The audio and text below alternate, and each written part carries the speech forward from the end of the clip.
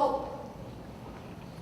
Hope can be defined as the emotional state that promotes the belief in a positive outcome related to events and circumstances in one's life. And as I traced out those 4 simple letters, it hit me.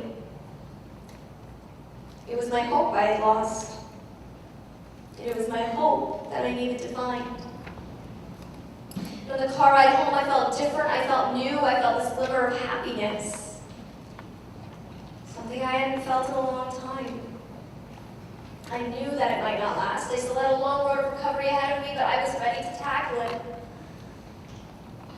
Because before I could heal, I had to grieve my loss. And I had to come to terms with it in my own time. And I had. I was now ready to find Molly again. That night I started journaling. Journaling gave me a healthy, safe way, an outlet to release my emotions into. I believe that's something we all need in our lives. In writing these words down, it soon became poems and then lyrics, and before I knew it, my older brother Brady, who was an incredible musician, was encouraging me to make music. Before I knew it, I was singing in a band, getting up on stage, and it was giving me this confidence to do things I never thought I could. And that encouragement from my older brother became so much more than just the band. Because my older brother was somebody I had always looked up to. He was always my inspiration. So when he went on his first service trip to Africa, I knew that I had to do the same. Although there wasn't exactly a ton of organizations begging to take a blind girl to Africa. So my parents thought maybe you need to show these organizations your passion by fundraising for kids in Africa. And I thought that was a perfectly lame idea.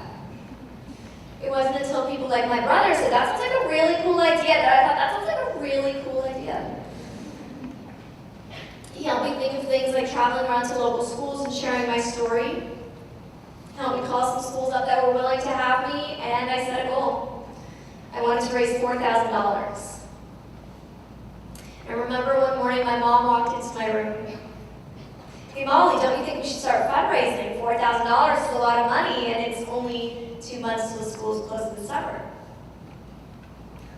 And I was just filled with so much passion and motivation in that moment. You mean $8,000? And terrified, knowing how much work goes into fundraising, she said, I thought our goal was $4,000. Yep. But I'm going to raise $8,000. Because I'm blind. I have to prove to people that I can do this. And honestly, even though I thought I needed to prove it to society, I think the only person I truly needed to prove it to was myself. And I did.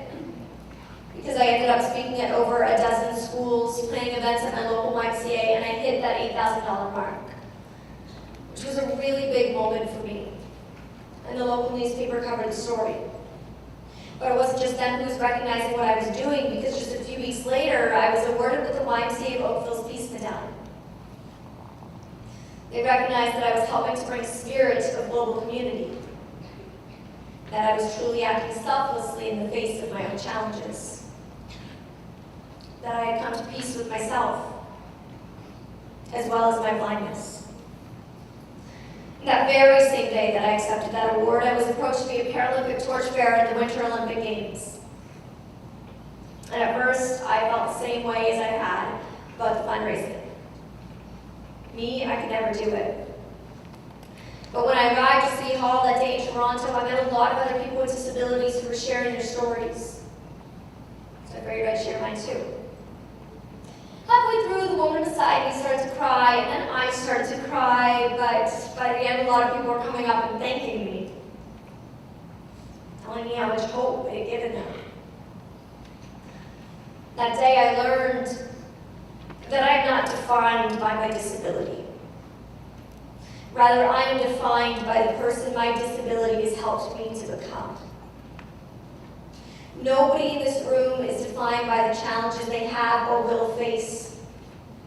Rather, you are defined by the strength that it gives you. We should never be ashamed of who we are. We should never be embarrassed about what we've been through. should be proud that we have made it to this point.